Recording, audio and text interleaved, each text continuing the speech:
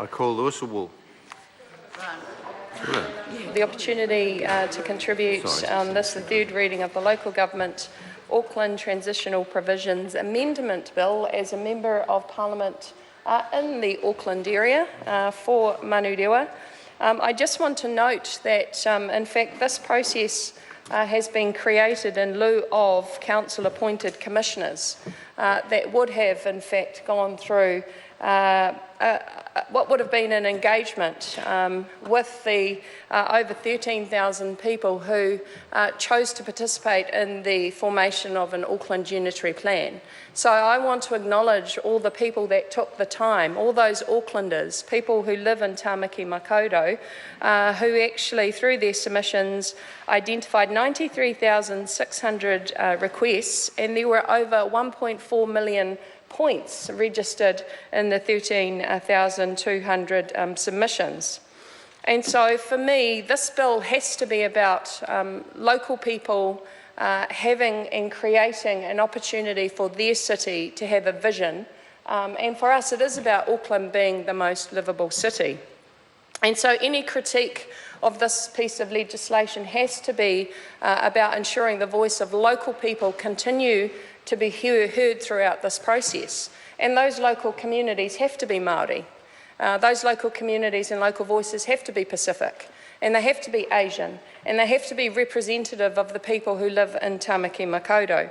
And so when I look at this piece of legislation, one of the things that strikes me about it, particularly in part one, are the expedited processes, but also the additional, power that this hearing panel has by virtue of this piece of legislation to actually produce recommendations that haven't come from submissions.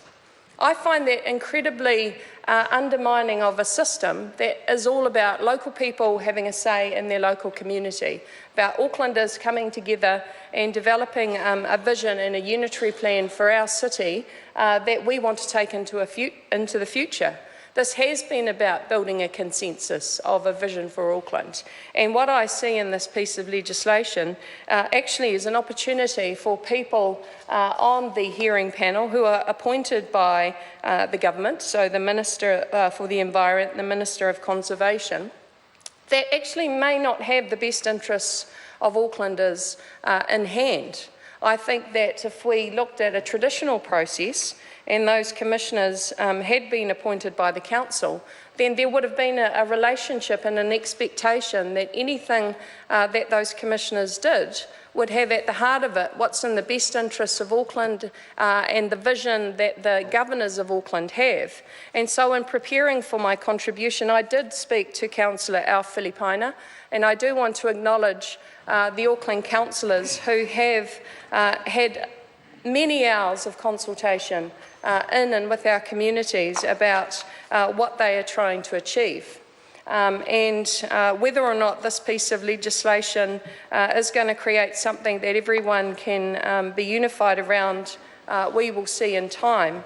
And so what I'm really interested in is that this process is going to produce a report and some recommendations by the 22nd of July 2016. That's why we're in urgency, and now we are trying to pass this piece of legislation. It's to meet that deadline. And so what I want to be really clear about the process going forward is that that's not the end of the process. Then in fact that report and those recommendations will go to Auckland Council.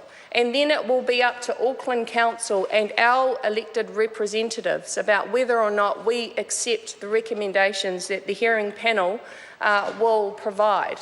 And so by September next year, it will be the elected representatives of Auckland, it will be the people of Auckland who actually have the final say about our Auckland unitary plan. And I think that's really important to put on the record that there is still an opportunity for local communities, for local people through their local councils to ensure that this process actually upholds our voice. Kia ora. I call Matt.